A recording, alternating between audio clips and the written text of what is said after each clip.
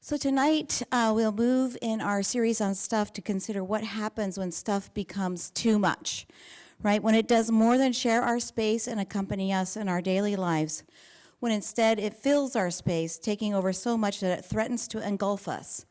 And when this fascination with stuff becomes more than collecting or curating, it becomes hoarding. And at its most extreme, it can become a hazard consuming us. Our speaker tonight, Dr. Gail Steketee, is professor and dean emerita at Boston University School of Social Work. Her scholarly work has focused on developing and testing treatments for obsessive-compulsive spectrum conditions, including hoarding disorder. She has published over 200 articles and chapters and more than a dozen books on these topics. I highly recommend this book that she co-authored with Randy Frost. It's called Stuff, and it was published in 2010 by Houghton Mifflin Harcourt. I understand it's become a bestseller. It's also available on iBooks. Okay.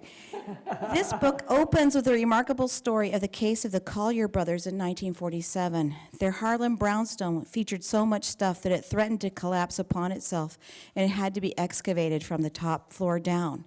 This hoard of stuff eventually totaled 170 tons, including newspapers, boxes, furniture, car parts, 14 grand pianos, a Model T, and even an X-ray machine, among other things.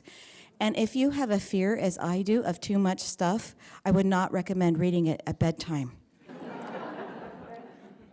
Dr. Steketee and Dr. Frost also co-authored the Oxford Handbook for Hoarding and Acquiring, published in 2014. And this is the first comprehensive book to discuss the empirical research on hoarding disorder.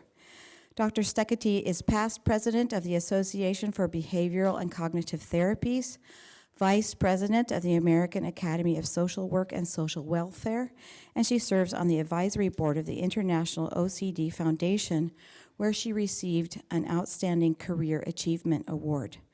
And with her master's and PhD from Bryn Mawr Graduate School of Social Work and Social Research, she is also a good friend to many in the greater Philadelphia area. Thank you very much for that great introduction. It is a pleasure to be back in Philadelphia, where I spent the first 15 years of my career.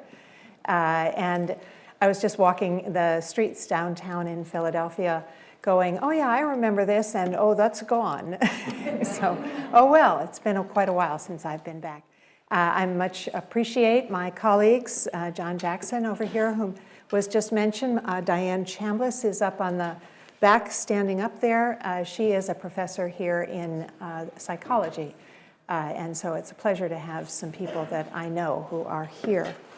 So let me lead you on a brief tour of hoarding and hoarding disorder with a bit of history, something about the features of the problem, a bit on collecting and hoarding, a little commentary about how we assess severity in this problem, and a brief survey of the model that we use to try to understand why people do what they do.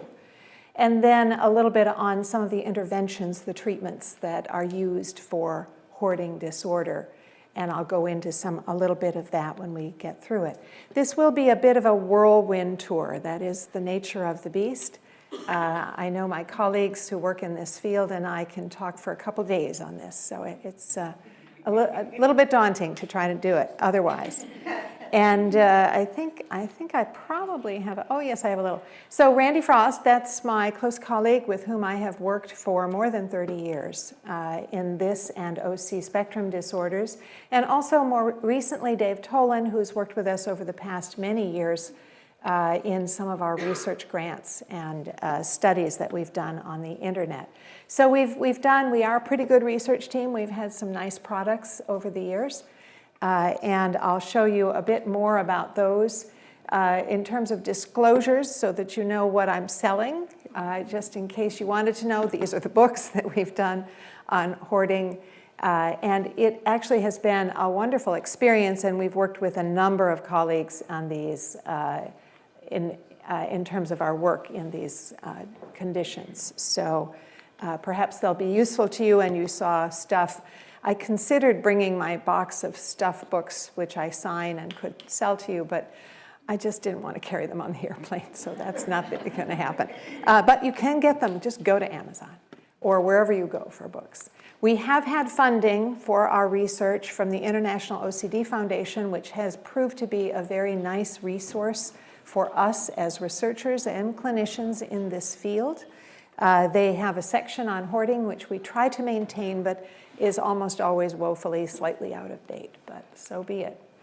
And then National Institute of Mental Health has also funded our research and is continuing to fund Dr. Tolan in some of this work as Randy and I have stepped back on it.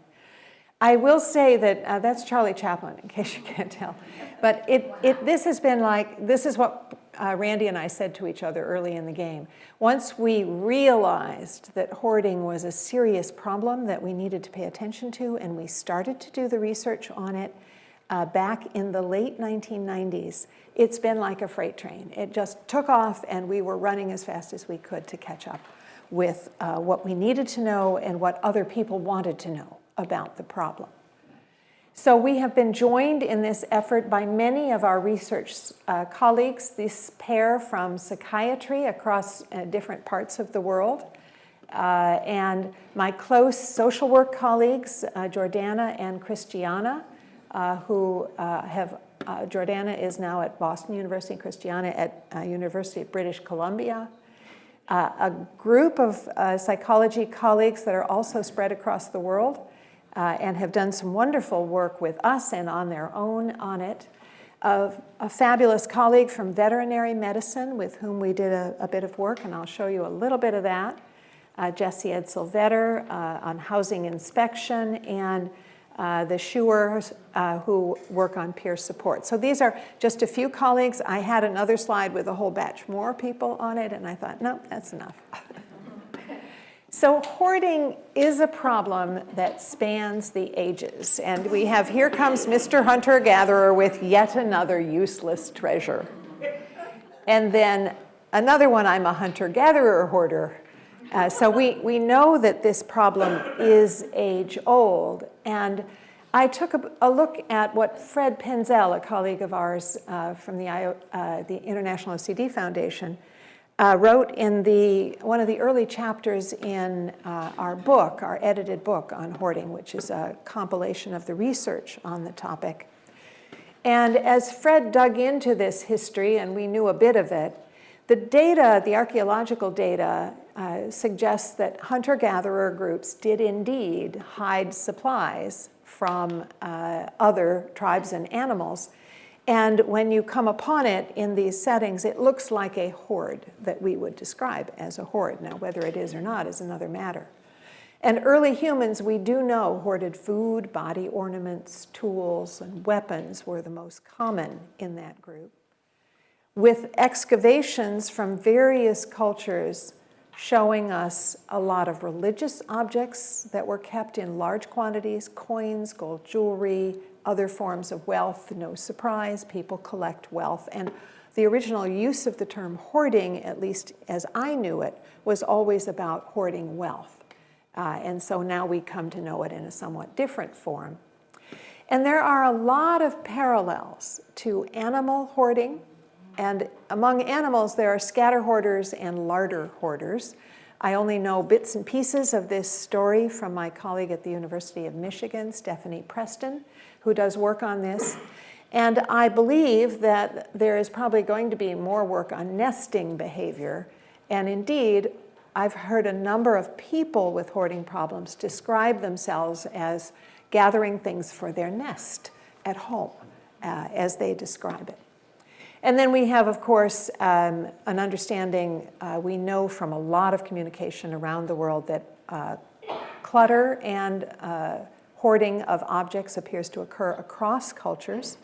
What we don't know is that there are still some cultures in which there are very few things that can be purchased or accumulated because they have very few goods. And we don't know the extent to which hoarding still occurs there, but we would suspect from history that it does. And of course, even nomadic groups carry multiple objects that they consider to be useful, attractive, and meaningful within their culture. And one of the challenges we face is that when we get outside of useful, attractive, and meaningful, what is happening for people. There's also a lot of writing about hoarding in the earlier literature, and we know of Greek and Roman writings speaking about misers. Avarice was the term there. The Norse sagas like Beowulf describe it, and objects guarded by dragons. And I suppose there are times when people, when faced with the possibility that someone will take something away from them, behave like dragons as they protect their things. Biblical references, we know, warn against greed associated with collecting treasures. And in the Divine Comedy, there is the fourth circle of hell in which hoarders and wasters face off against each other. There are medieval and Renaissance writings, of course, with characters from the Commedia dell'arte, the old miser who hoarded valuable objects. And then Pleshkin in the Russian works, who collected various objects in dead souls. And that term in Russia represents hoarding from their, currently, as they use the term. And the same can be said of Scrooge and Crook. Scrooge in particular even translates into this country, where someone who is a Scrooge is hoarding usually money or goods that are important to other people, but it means miserliness. So we have lots of those historical references as well. I put this up, and this is by Belk, who has written a bit about hoarding over the past decade plus, a couple of decades. And he defined different aspects of object attachment in different ways. Now, we've not tended to use much of this work, but I will show you a little bit later on about collecting, so we can talk about it, and about curating, because that has come up in some of the work that I've been asked to consult on, which was most interesting. But so this is different ways of phrasing definitions about this according to Russell Belk. I was asked 3 years ago, I think, to consult with a history museum group that was concerned about hoarding in the context of museums, history museums in particular.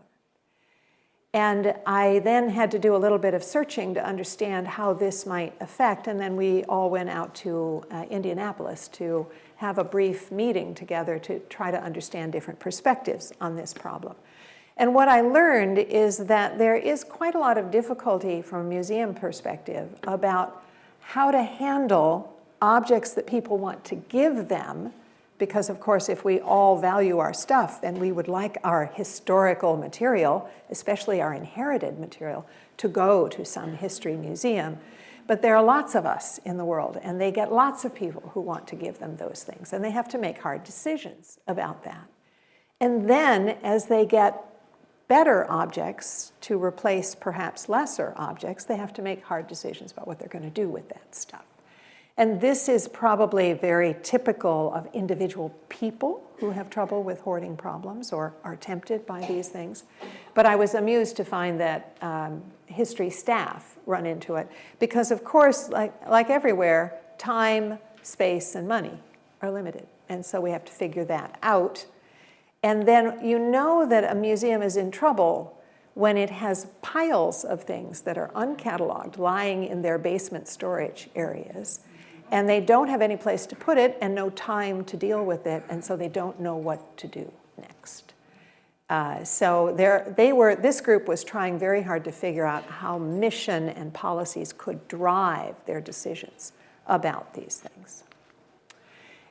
Some of the parallels, all the objects that they are dealing with are special. It's hard to pass up a free object that they're being given. There's a shared goal to keep everything. And positive feelings and emotional highs about the objects that they have. And it was interesting watching people go around because they were all asked to pick out a favorite object in their collection.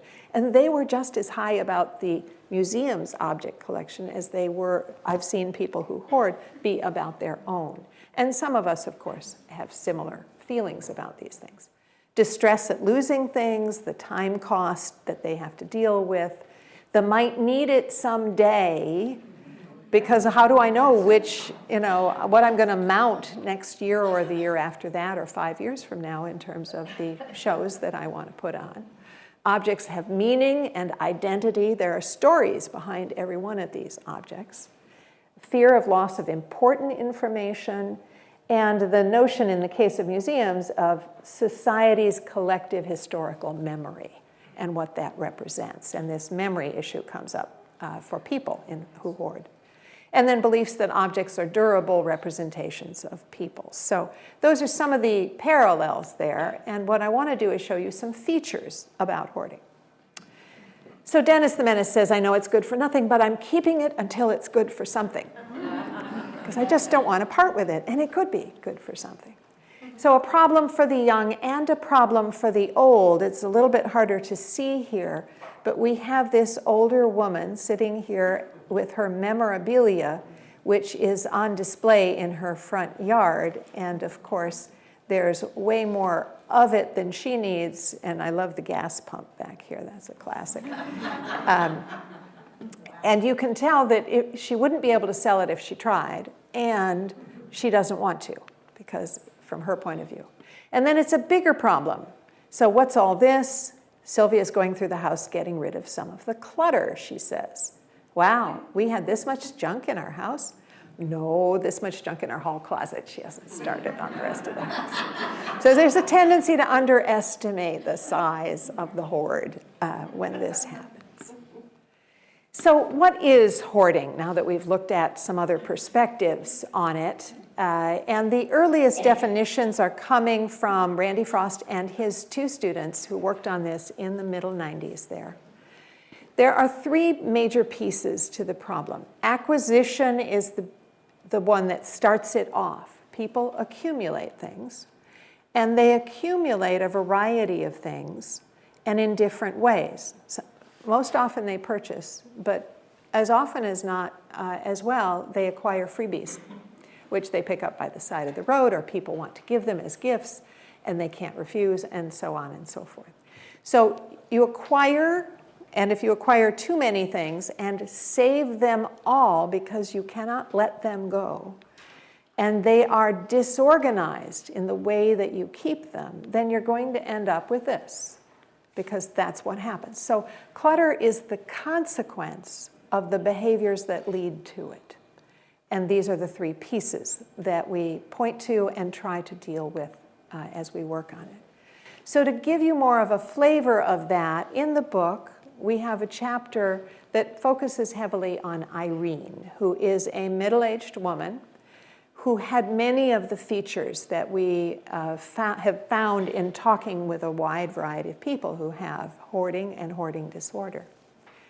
Irene was in her early 50s. She had 2 children and had a husband, but he had left relatively recently because he pretty much said, either you get rid of this or I go, and she couldn't get rid of it, and he did go. And we have seen scenarios of that sort for others as well. She was saving a great deal of her stuff for a variety of reasons. So I'll show you her home. And here what we have, this is her kitchen, in case you can't tell.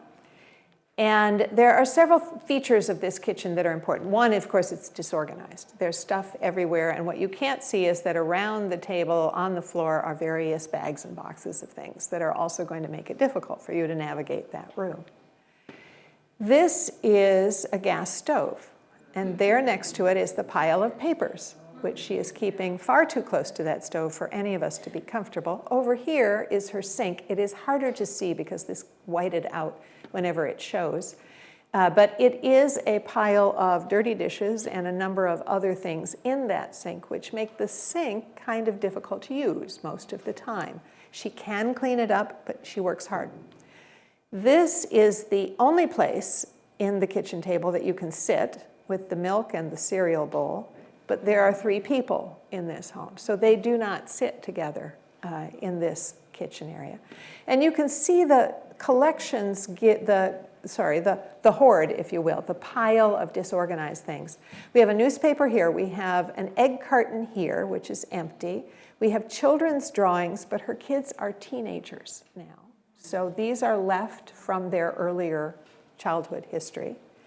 And again, a variety of bags, boxes, etc. We've got a pile of the case that's holding the light bulbs, some milk over here, and so on and so forth. This is her dining room. And there's a little bit more organization to this in that it's limited in terms of which items are in this room, but it's not better organized for those items in particular. So we have the pile of books down here on the floor, mixed in with some other office supply type things. We have clothing, some of which is headed to the laundry, some has come back from the laundry. It's a bit jumbled, and so she often loses track of which was going which way in the process. And then we have the tops to what we see as we scan. Oh, I didn't keep that one. I'm sorry. I scanned left in the room, and I didn't include that photograph. We have the bottoms of those, which are clear plastic bins, with a variety of jumbled things in those, including electronic equipment, some more office supplies, some odds and ends of decorative items, and so forth. And again, were we able to scan left over here, we would also see that those are blocking the front entrance to the home. So she has now one entrance she can use off the kitchen, and even that only opens this far, and that's another scenario we have found. This is her TV room, where we have her collection of newspapers, which she wants to read. What happens, and she also sits right here, picks up the pile, sits down, puts the pile, and then on a daily basis, by her story, she sorts through those newspapers. So a daily sorting still leaves her with this situation. And the reason for it is that this is the consequence of sorting her piles. So what happens is she'll find something, decide that she needs it. If she puts it up here, she'll remember it better. And if she turns it this way, she'll catch the corner of it and realize that she needs tires, because this is an ad for tires, which she can't afford right now, but she will need them, and she better save the ad in order to remember that. So it's a little bit gone further than many of us might hope we do in our work on it. This is her upstairs hallway. These are all gifts which she purchased in order to give to people when she had a need to give birthday gifts, Christmas gifts, etc. But she has trouble deciding who is the right person to give the gift to. So what becomes clear here is that the object is more important to her than having a person receive a gift. So that relationship she has with them, that has to be the right person to receive it and appreciate the gift. So no surprise, gifts don't very often go out of her home. This is not her car, but it is a car that some of you may have seen from time to time. Obviously that one's not drivable because this pile is here. I've seen a few that are drivable because you can see across, but you can't see through the back, but you can see in your side view mirrors, and then you can drive that car, but this one is not drivable.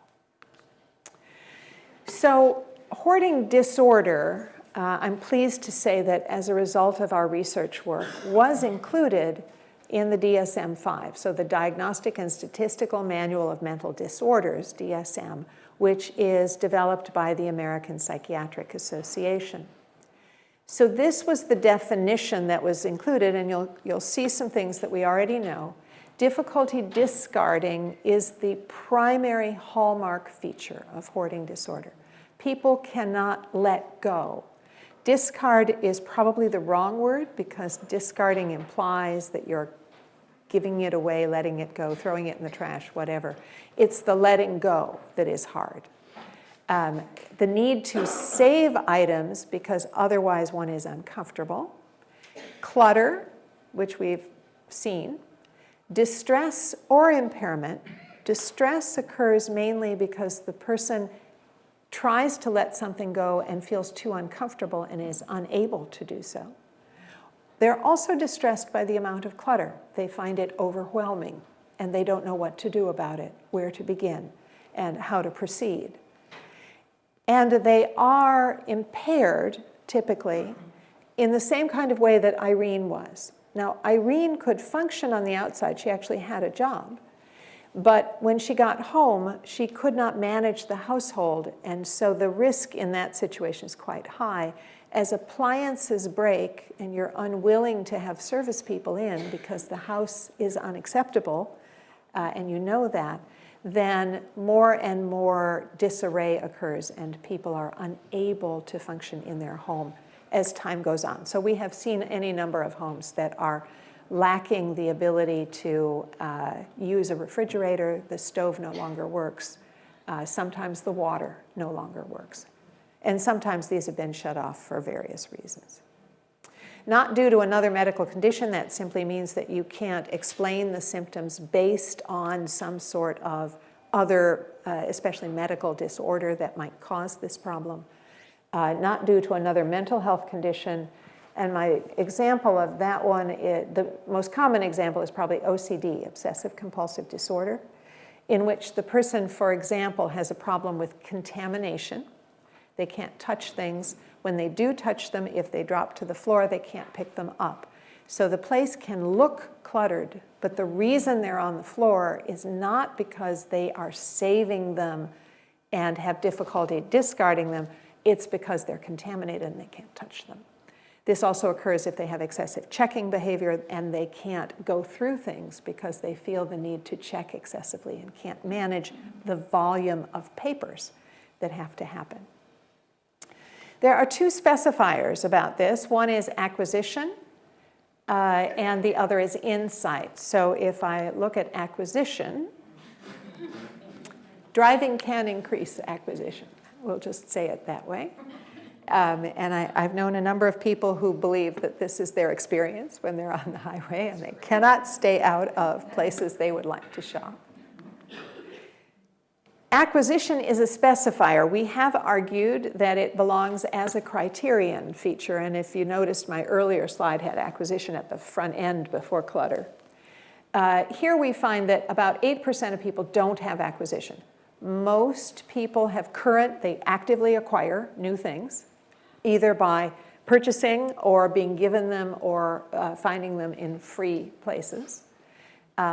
Free Cycle, Free Cycle is national? Free Cycle national? At least it's in the Boston area, and it's a nightmare for people with a hoarding problem because you can get all kinds of free stuff off Free Cycle. Past acquisition for 28%, meaning they used to acquire excessively from their point of view, but no longer. And many avoid going to places where they could possibly acquire, and that helps them address the problem. Insight for hoarding is often lower than it is for some other conditions. And this comparison isn't actually a direct comparison, so don't take this as hard research, definitely not. But in one of our measures, a Y-box insight item, what we have here for people who hoard is a larger percentage of people with poor, and then if we add delusional or fair to that, we've got most people who do not have excellent or good insight. That means that they are fully aware that they have a problem, that they consider it to be a health or mental health problem, and that they need to do something about it. So for hoarding, there are very few people in this group, whereas for obsessive compulsive disorder, the vast majority are in the excellent to good range, and only a few here. So we have more of a problem when we're working with people who have a hoarding problem in helping them understand it. That said, what I'll say is that for people who hoard, insight is really about awareness that they have a problem. And I have had many people who are not voluntary clients, but we're finding them in housing settings or other sorts of public health problems, who declare that they don't have a problem with hoarding. They know about hoarding, they don't have a problem, even though it's perfectly obvious when you look at their home that they don't have control over the things in their house. Animal hoarding, I mentioned Gary Petronik. This is the definition of it. It's the accumulation of a large number of animals with a failure to provide minimum standards of care for them, a failure to act on the deteriorating condition of the animals by taking them to the vet, for example, and failure to act on the environment as things get dirtier. And these are often incredibly squalid conditions and very concerning. These are the kinds of stories that end up in the newspaper in your own community. You will, from time to time, read about these. Unfortunately, animal hoarding is very difficult to study because by the time we find out about it, it's often a criminal problem. And therefore, people are unwilling to talk to researchers or others who are trying to figure out what's going on here. I've got my two colleagues, Catherine Ayers and Christiana Bradiotis, have been trying to study this for some time, but running into trouble doing so. Collecting versus hoarding. There are a number of people I have spoken with who I would argue have a hoarding problem, and they believe that they have a collecting that they are collectors, and they describe themselves as collectors. And indeed, they are collectors, but they've gone over the edge in terms of being able to manage it. So the attachment to objects for someone who is a collector. So we'll take someone, I'm someone actually who collects fans from earlier eras. And my goal in doing so, how many collectors who think you meet these criteria? Yeah, see, so there are a lot of us. People, we like to do this. This is fun. We are attached to the objects, indeed, and so are they. So this is the same object attachment. But collectors acquire a limited number of items, and they are themed. We're not looking for random things, objects, but we are thematic. Mine is fans, in this case. And we plan our purchase. We often go out looking for things that we don't have in our collection. We might get together with other people and be fairly social about it as we do this. We limit what we do and we buy or trade for it. We usually keep that under control financially, although a collector can get into trouble financially with that. We organize it. And so I have mine in a particular place. They aren't all displayed because there are too many and my wall isn't big enough. But I know exactly where they are and I can pull them out to show people. And the distress is very low. It's a very social activity, relatively few psychiatric problems. Compared to the many different items, and Randy Frost's favorite story is the woman who brought him this giant trash bag full of bottle caps from probably every bottle of whatever it was she had drunk over the years. And he, as he says, you know, she was so proud of this and so excited by all the colors of these bottle caps. And he complains that he had failed a course on art appreciation because he clearly did not appreciate what she was bringing to him. This is not a planned or careful activity. It happens across situations often. Free and purchased items, disorganized and cluttered, difficult to locate things that you might be looking for, often repurchasing them because of it. Considerable distress from discarding problems, and if you can't acquire something you'd like, you feel distressed. Psychiatric problems are more common, and it can be mild to severe social impairment as well. We are well aware that people with serious hoarding problems often do not have partners and have a more limited social life. That is not true for everyone by any stretch of the imagination, but it is more often true of someone with hoarding than some others with other conditions. Here's the prevalence. You'll see that this is up into the 5% range when we use a slightly more flexible definition of hoarding. That means 1 in every 20 people have a hoarding problem. You definitely know people who have this problem. These are stricter criteria and therefore somewhat less frequent as that goes. And in terms of age of onset, one of the things that we see is that the most frequent onsets are here in the teenage years and up into the early 20s.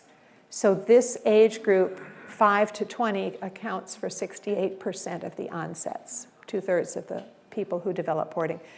Onset later in life is quite rare, in fact. And in terms of when people get moderate to severe hoarding experiences, that is, when does it become bad for them?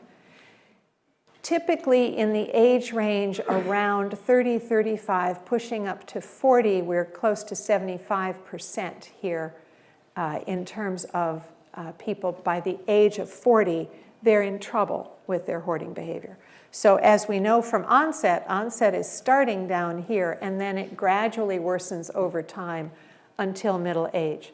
The vast majority of people who have volunteered for our research studies on hoarding are averaging age 50, 52, somewhere in there. So spanning that, and a fairly narrow range, usually 40 up to probably about 80. The hazards are significant and worrisome. So we have blocked exits. Irene had that problem as well. We have seen, this is a stairwell. I've seen homes in which people describe themselves as swimming up through the house because there's no path. They swim on top of their stuff. Occasionally we'll run into big trouble with sanitation problems, and these usually happen in more severe situations where insect infestations, rodent infestations, and so forth start to compromise the home. Now and again, we will find that some people seem to have little understanding of general cleanliness, and from a public health perspective, they simply do not take care of their property. So squalid conditions develop. That's not so common in hoarding, in fact. The bulk of the situations we've seen do not have squalor in the home. The homelessness, I know from talking to a number of my social work colleagues who work in homeless shelter areas that they see quite a number of people who have hoarding problems, who bring with them as many objects as they can carry. And it's clear that they have the same diagnostic criteria would apply to them even though they don't have a home to put it in. This, sadly, is one of the worst that can happen, and this home was on my way from my home to Boston University, where I work. I knew it was a hoarded home because you can see that nobody was taking care of it, and I knew that there was a great deal of clutter in the yard, and I could tell that things were pressing up against the windows, which had shades pulled in them. This was an 82-year-old man who ended up with a fire in his second floor rear bedroom. The fire department is located less than a mile away. They could not get into the home, so that they couldn't get through the first floor to get to him. So he died in this fire. And that's the saddest of the kinds of stories that we hear. The community costs can be quite high when this kind of thing requires cleanouts and the hard decisions that have to be made.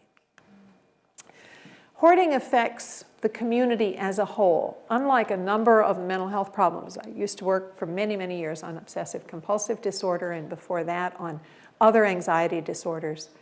They don't have the same involvement with community that hoarding does because of its nature. So mental health providers, we know, and family members, of course, are upset.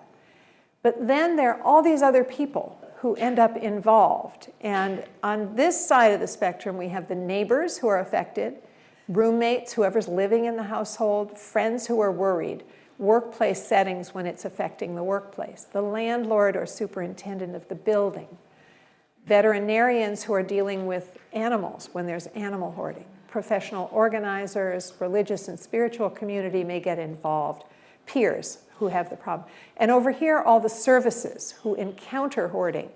Social services, no surprise, especially protective services. Legal, fire departments, the police get called, the public health department, sanitation, allied health. Utility services, often we find out about this because the gas meter had to be read, and that's what led to the discovery. Animal control and the housing authority. So it affects a very wide range of folks. The kinds of items that people save, many types, but if you look at them, they're not fundamentally different, most of them, than what the rest of us save. People save for sentimental reasons. They save because something's useful. and they save because they think it's pretty. So do we. Everybody does that. This is not atypical, it's the quantity that becomes problematic. And then the trouble is that gum wrappers are saved, and the deed to the car, but the disorganization means that the deed to the car is somewhere in that pile of newspapers in Irene's TV room. So you can't just pick up the pile and toss it if you're trying to get rid of it, because there are important things that can get embedded in it. And one of the stories we have is the woman who said, well, I think I can get rid of this newspaper, let me just shake it. She shook it, and out fell an envelope from the bank with $100 in it. So, oh well, that was not one of our better mental, treatment interventions that particular day. And then another woman, I'll describe it, who saved socks that had holes in them because from her perspective, most of the sock was still good. And so there's a perspective on this that becomes problematic. Oopsie, whoops, what did I just do? Hang on, let's go back here. Comorbid mental health problems, there are quite a number of them. Those of you who are not familiar with this field. This one's the big one, depression, major depressive disorder for half the people. These are carefully diagnosed people who had hoarding disorder. Generalized anxiety, social anxiety, attention deficit is a big one that also occurs.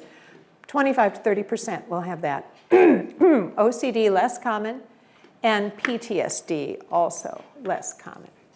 There are a lot of important cognitive features that are associated with hoarding. Yes. I think this is bad. You should see the inside of my head. I won't go into these because we simply don't have time, but we do know that I just mentioned attention deficit. That is a problem for many people with hoarding. Executive functioning, problem solving, managing your everyday details in things is problematic for people.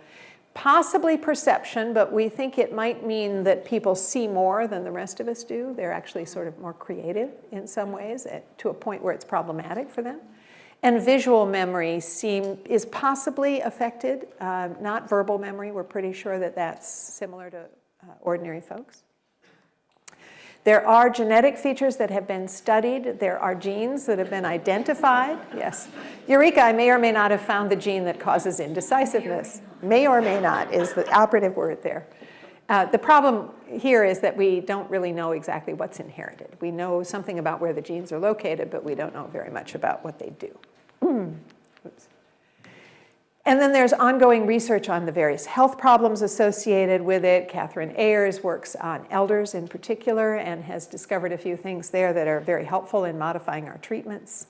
Emotional features are common here. Anxiety sensitivity, distress tolerance. Looks like people are less tolerant of distress. And maybe that's why they can't let go, because the pain is too uncomfortable. Behavioral features, self-control issues, neuroimaging. Dave Tolan is working hard on that, as are some others now. So lots of research ongoing. We will learn more as time goes on. I'll just show you very quickly some assessment things so I can move us into treatment. This is the scale that we use most commonly, and you can see it has only 5 items. It maps very well onto the hoarding disorder diagnostic issues. It covers clutter, difficulty discarding, problem with collecting, emotional distress and impairment. And a person with hoarding can use it for themselves to track their progress. A family member could use it. A clinician, mental health clinician, could use it. And an independent assessor could use it. So it's quite useful, quick and dirty, as we call it.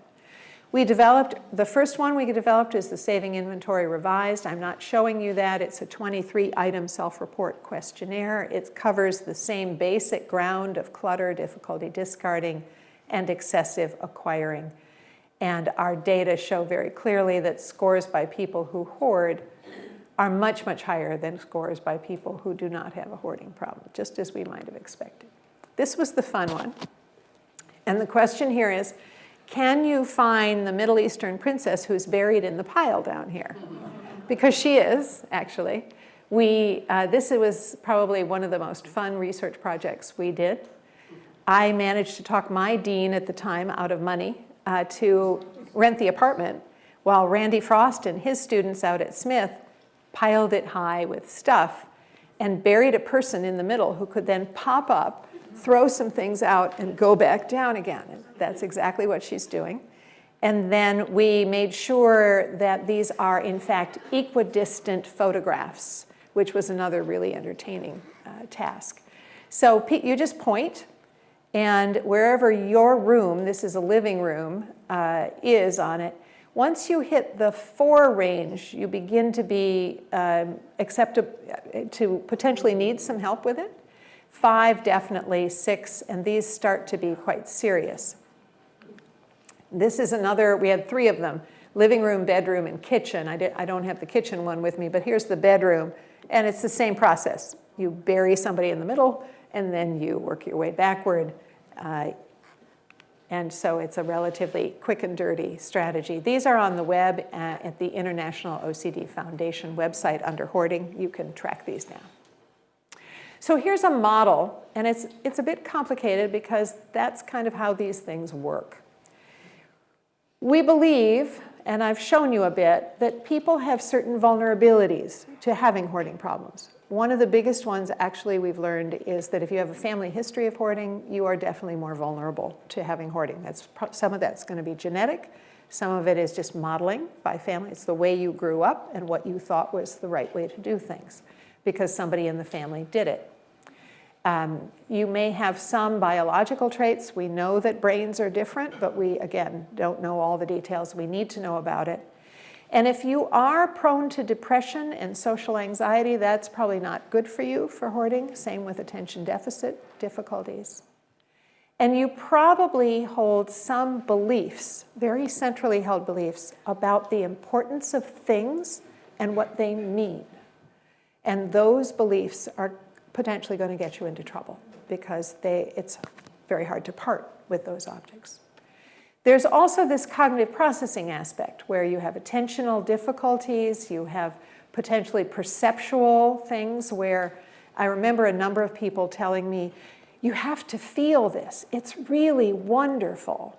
When we were working at finding and resisting acquisition, and she made it more difficult for herself because the tactile perception, and for some people it's the visual one, was so important to her that she couldn't let it go. There was something it did to her that others of us don't experience. Decision-making and problem-solving problems just make life more difficult for all of us, but decision-making in particular, should I keep it, can I let it go? Then we hold beliefs about the possessions themselves. We hold that sentimental, this represents my mother, she's gone now, how could I ever give this away? It means I'm throwing away my mother, or I don't value my mother. Things like that. This pot, I know it looks kind of messed up and it's not as good as my other pots, but I'm a chef, and if I get rid of this pot, it means that I'll never see that dream come true. So those are the kinds of beliefs that people might hold about it. Then what happens is, depending on what you're thinking here, you will have emotional responses to that. And you'll have both negative and positive, which I'm going to show you in a sec here.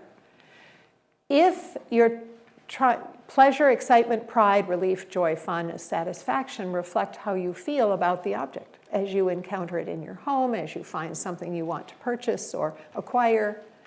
And then if you're trying to get rid of it, this is the batch that you feel: grief, loss, anxiety, sadness, guilt, anger, frustration, confusion. And so the trouble is that you've got kind of a double whammy operating here. If you feel badly about resisting acquiring or getting rid of something, then you're going to escape those bad feelings and you're going to save it or acquire it. If you feel very positive about the object that you see and you could acquire, you're going to enjoy the reinforcement from that, or you see it in your pile and say, oh, I haven't seen that in years. This is wonderful. And then you're going to save it. So there's kind of no way out. You're trapped by this process. And that's what we think is going on here. Now, what do we do about it? Clean-outs is the first thing that people have tried. Let me tell you, it's not a good idea. There are rare situations, and when I'm talking to a group of people working in public health and public housing, they are the ones who are faced with sometimes having to do this because the house has been condemned and nobody can walk in the door anymore. But those are rare situations, fortunately. And so what we find is that in a group of elderly people, clean-outs helped only 15% of their clients in terms of any lasting, and were generally upsetting to people. So if you have to do it for these reasons, safety and legal reasons, then whatever you do, involve the person who has the hoarding problem in the process in whatever way, shape you can. Note that not doing so, that we've actually read a number of reports of suicide as a consequence following a clean out that we think didn't have to happen. So the treatment that we're going to talk about in one sec here is a cognitive and behavioral treatment, which is designed to treat the pieces of that model that I put up about what's going on. But in addition to that, there are a variety of other people and other services that we can bring to bear in a situation, depending on the context that we're dealing with. So the treatment, which we have described in this pair of books, it's a clinician manual and then a client workbook that goes with it. We first need to assess the problem. How severe is it, and what are the features of it, so we understand why people acquire and why they can't let go. And then try to formulate the case using our model, but for this individual person that we're talking about. What are those beliefs that they hold dear? Where did they come from? What is the family history? What's the cognitive processing like? What do we need to focus on here? Invariably, we need to find motivational strategies. And some of you may be familiar with this because the world of substance abuse often has the need for motivational strategies. We know from our opiate crisis around the country now that that's a massive problem of managing internal motivation and conviction that they can survive without this stuff. And it's very, very hard for them. It's not that hard, as hard, I think, probably for hoarding, but it's not easy. And that low insight problem means that we need to enhance motivation. So even the most committed person who comes to get help and follows the instructions as carefully as they can, at some point early in the game falters and says, well, I don't think I can do that. I don't want to do that. Why would I need to do that? And so forth. Then we need to stop the acquiring. This is actually the easiest thing to do from the get-go. People can think their way through how to resist acquiring. And initially, it's probably by not going to the places where they normally acquire things. It's by telling their friends not to give them anything. It's by not going out on trash day to see what the neighbors have left out. Not going out for those yard sales, which we all think are pretty cool because, after all, you get good stuff that way. And I saw an earlier slide for this talk here at the Wolf Center that had to do with buy used and so forth. And I thought, well, that's a great idea until you buy too much used, and then there you go. You then need to, so this has to get under control or you can't move down here, because if stuff's coming in at one end while you're trying to get it out at the other, it's not going to work. You need to train organizing skills because people's clutter is completely disorganized and they often don't have good organizing skills that they can exercise on their own stuff. I have run into a few people who can organize other people's stuff, but they can't organize their own because for them, all these objects have different meanings and they keep assigning them into different categories. So it's hard to put all the office supplies together because they have different meanings to the person.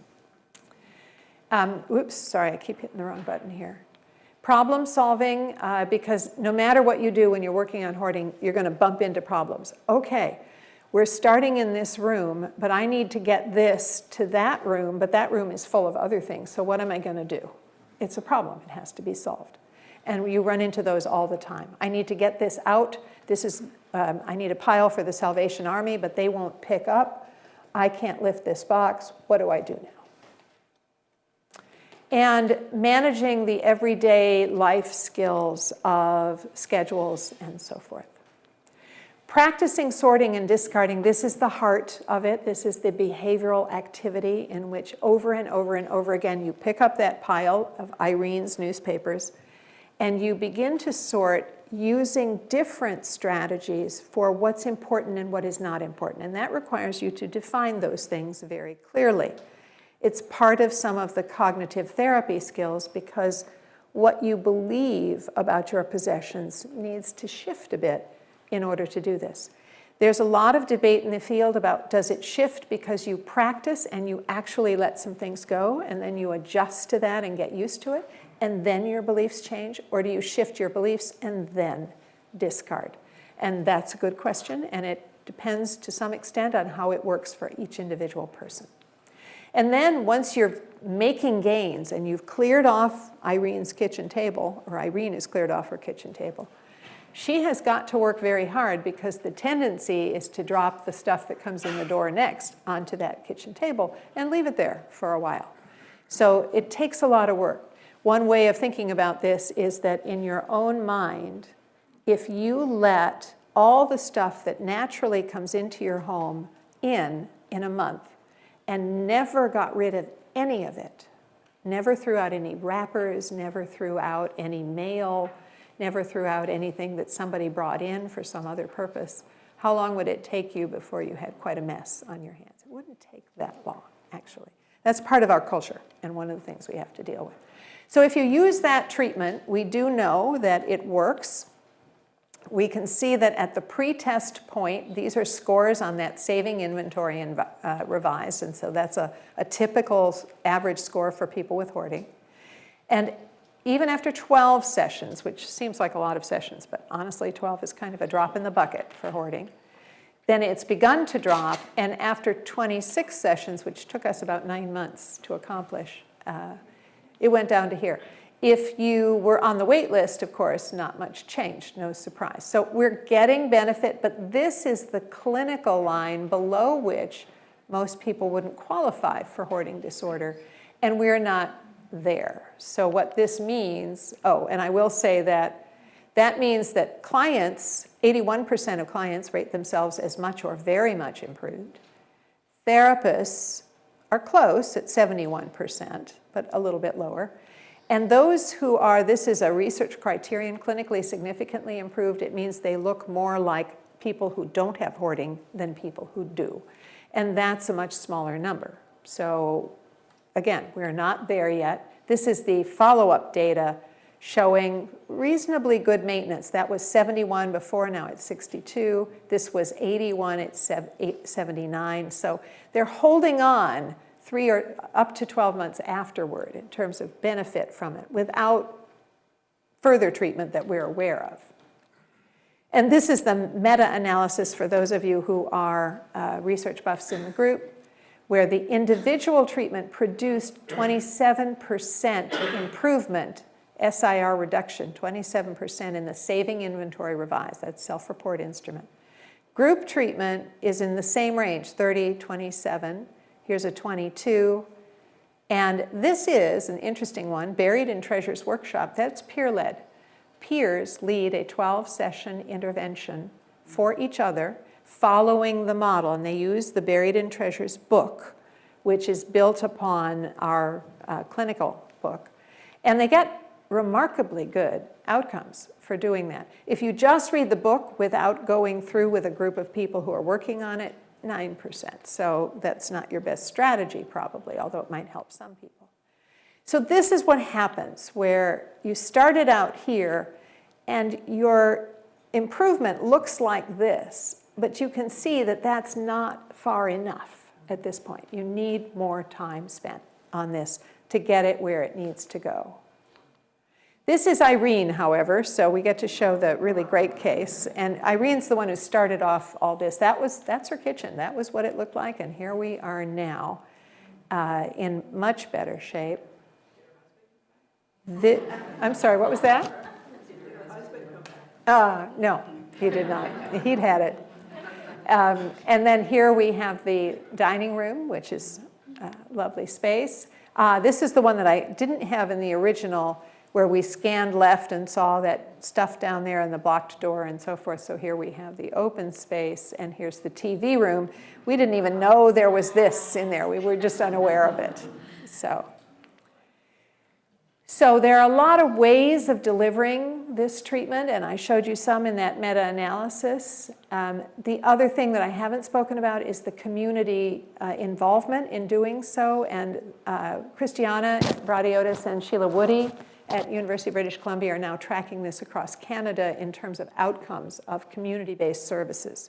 Because the communities, and I know there's a hoarding task force here, and there are many in Boston, there are many around the country now, and they're beginning to organize themselves to try to deliver services and actually begin to track what's happening there. Family groups, Greg Chasson's been working on that. So we're starting to see different ones, and this one so far is really a very promising strategy, the peer-led one. What do we need now? We need a better understanding of the root causes to make sure we're delivering all the pieces that we need to deliver in the intervention, including for non-voluntary clients who tend to be the most severe and the most resistant to treatment, not because of their own fault, but because they're not benefiting in the same way. We need collaborative efforts for cost-effective, because if we keep this treatment up, we know that it takes more than a standard mental health treatment to work on this. This is more like people who have bipolar disorder or people who have psychosis. These are longer-term problems that need longer-term strategies.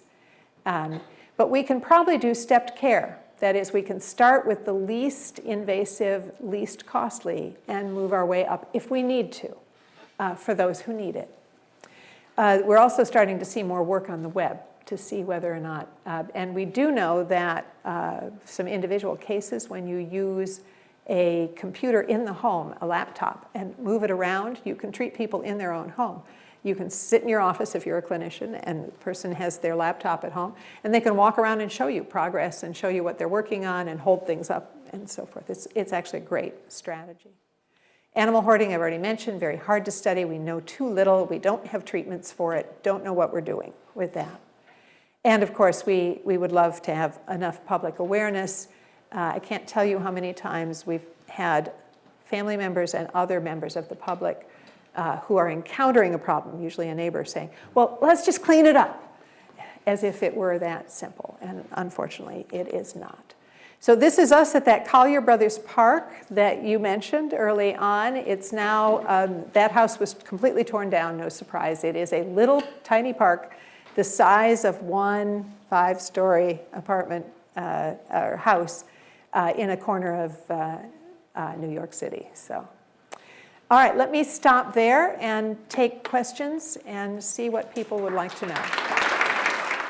You have a lot of ammunition in your case, so I would like to say the one big gap that you don't have is sustainability. You just can't. Hold that mic right to your mouth, and then I can hear you. There you go. The one big gap in your presentation, because as all this organization of PhD and stuff like that, is that you don't talk about sustainability. People can't throw things away anymore willy-nilly. Reuse is a byword. Right. And you don't talk about that at all, that everything Right. in these houses can be reused. I can tell you right now, I would like to, disorder is a natural order of people. Your presentation, PhD candidates are glutting the market with useless content. And I would say that all this research needs all these things you're throwing out in many cases. Thank you. And I appreciate the comment. And you lose the magic of life, and you crush the humanity of people in what you're doing. And so I firmly am opposed to your efforts. Okay, that's fine. You can be opposed to my efforts. What I did not do is indicate that as people practice skills in order to make decisions about what to keep and what not to keep for their own choices within their homes, then they have a number of choices to make about where those things need to go. And sometimes there are good ways of getting rid of them in terms of recycling, giving them to people who can use them, finding ways that they can be used. But at some point, as we have so many objects in our worlds, what happens for many people individually is that they are unable to make everything go to a good home. They would spend much more than their own lifetimes trying to figure out how to do that because it takes time. So the best strategies we can use from our community perspective is to come up with ways that makes it easy for people to let go of things they no longer need in their home and find ways to move that into environmental settings that make sense for those things. There is a great deal that we throw out that we know we don't need to, including food waste. Okay, there's one back here, a gentleman. Can you see him?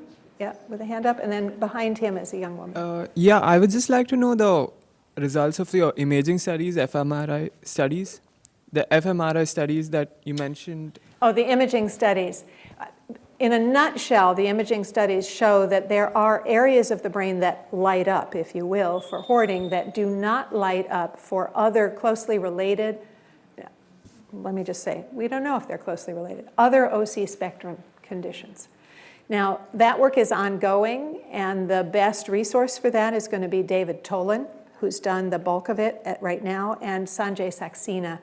And I'd be happy to give you that. My email's up here, so if you want to email me with a question, I'll try to provide the resources.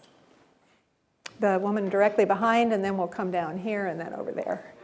I have two related questions. The first is, I assume that somebody would have to admit that they have a problem before you can give them treatment, and I guess if the answer to that is yes, is there a way to help people see that they might have a problem?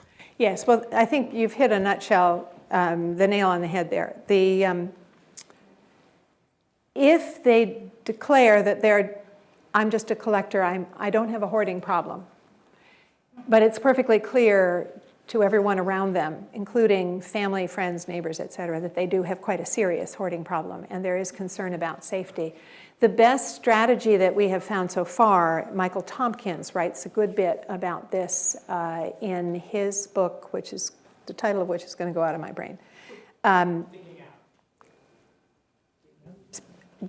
Digging Out. Thank you very much. Wonderful. Digging Out.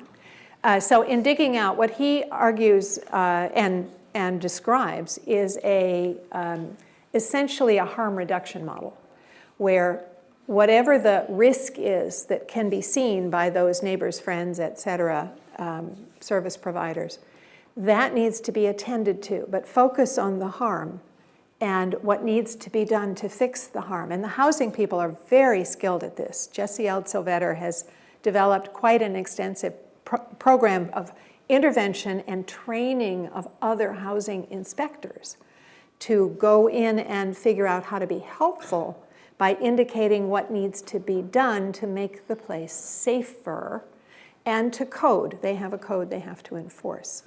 So, and then you end up in situations where there's a good cop and a bad cop, and they will often work together. This is why hoarding task forces are extremely helpful, because they can figure out who's going to be the good cop and who's going to be the bad cop, where someone is setting the rule of what has to happen for safety's sake, and the other one is trying to be very helpful to make that happen.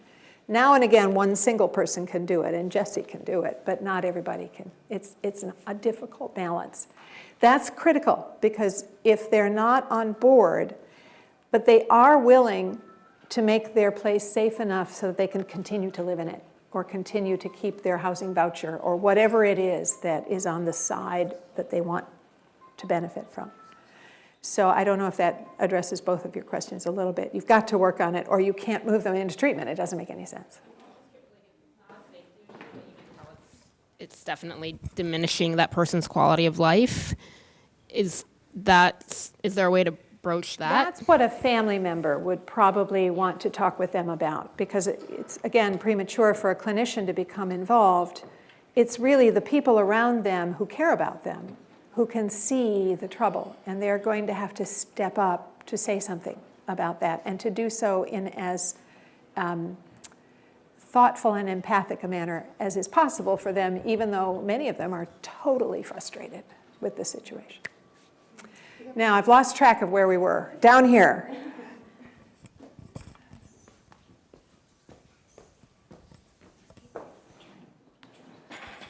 Thank you so much. That was such an interesting talk. I'm wondering if anybody is studying the cultural causes of hoarding, because as you mentioned, some cultures have it more than others. So are there some studies on that? I don't know anybody who's actually doing cross-cultural studies and looking at different cultural norms and how that affects hoarding behavior and responses to objects and so forth. It's a pretty cool idea. I think it would probably take an anthropologist to do this sort of work. And perhaps there are people who are beginning to do that work. I just don't know them right now. So it's a cool idea. Okay, good. Yeah, I'm sorry, I tend to kind of. And there's one over here after that, so let's start. Irene seems to have been a rather spectacular success. Can you tell us what strategies worked for her? Exactly the ones. We developed that treatment, that list of items, out of the work with Irene. So she was the guinea pig who agreed to work with Randy and his student, who went out, I think, every other week to her home for a year and a half and the deal was that she would talk aloud about objects so that they could hear what was going on in her head as she dealt with them. And as they did that, they worked their way through trying to figure out, well, what might shift that for her so that she could let it go, or could organize it better, or could find it better, or whatever it was with it. She was an unusually open person who was pretty comfortable with them. She wasn't a show-off by any stretch. You know, she was an ordinary person. She had a pretty good social life, which never happened at home, but always outside and so forth. So she was a great guinea pig for us who helped build that treatment. And they did everything with her, and then we developed it into a pattern. They just worked their way through it piecemeal because that's where they were. And her children? Her children were generally not involved, except when she was saving that childhood drawing and said something to her teenage son about how this was important to her, and she thought she should save it for him. And he looked at her with those rolled eyes and said, "Mom, I am never in 1,000 years going to want that thing. Get rid of it." That was helpful. Okay, here, and then we'll go back, and then wherever. I'm interested in. You do, but do it.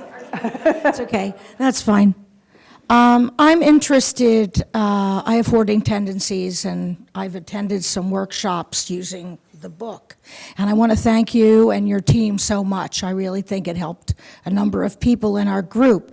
But I'm really interested in doing some peer-led workshops, and I'm wondering if there are any models written out somewhere where I could get those. And again, if you go to the IOCDF website, www.iocdf.com, .org, sorry, .org.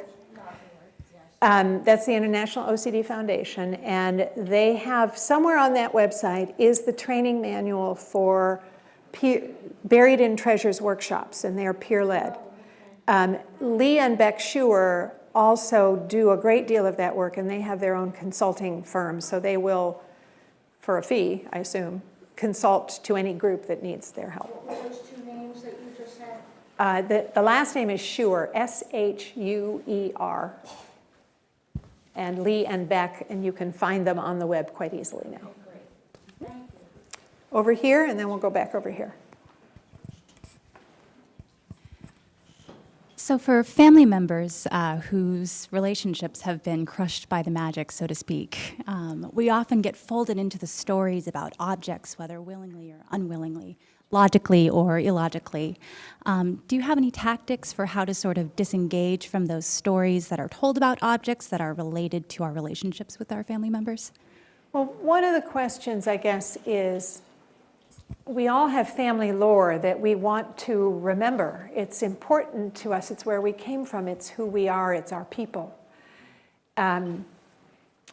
But not all family lore must be stored in objects. And in fact, most of us store this stuff in photographs. Sometimes we do it in writings. Things that don't take up very much space, especially now that we have a digital age. So even the photographs now, I went back to some old family ones and thought, oh, you know, I need to just digitize these, and then I don't have to have all these books on this shelf. So the first question is often, is there another way to remember this without my having to keep the object? Not getting drawn into the stories, I don't know about that. That depends, I guess, more on what those stories are, and if this is the umpteenth time you've heard them, then you might want to decide to be assertive and say, Mom, I don't need to hear that one anymore. I really know it backward and forward. I have a question because I work with deaf people in mental health settings. And often, yes, we do see these hoarding tendencies. And I have been talking about how to deal with this when we're using American Sign Language. Sometimes we'll take photographs of items. Sometimes people can be very upset about that. But I'm wondering, have you ever considered that type of approach when you're dealing with a person to reduce the use of objects in the deaf community? Because deaf people are very, very visual people. They really are visual and like their objects. I wonder if you can respond to that when dealing with that particular community. Visual is important, but does it have to be an object? Could it be photograph? Could it be writing? Is there a way to preserve these objects in terms of their meaning for people? Because this is really all about the meaning of the objects. And how do we retain that meaning? There's one other piece of this that I guess I haven't commented on, and that is that we all have memories. And we like being reminded of things that we found pleasurable, and we go back in our minds to those instances where we dealt with them. In many ways, we don't need the objects for that. All we need is a reminder somewhere, sometime. And sometimes we just bump into them in our brains when we're doing something else altogether and we go, oh, I forgot about that. That was really fun. That capacity to remember for human beings is a pretty cool thing. And so one question, I guess, is whether people who hoard could learn to appreciate their own memory without the object. I don't know. Up here, and then I see over here. I see down there. I noticed that you had that chart, characteristics of hoarding on one side and collecting on the other. And it seems to be something maybe of a continuum. How do you decide when collecting moves over to hoarding? For example, you may have 3 or 4 different collections or more. I'm not talking about myself, of course. Of course. I understand.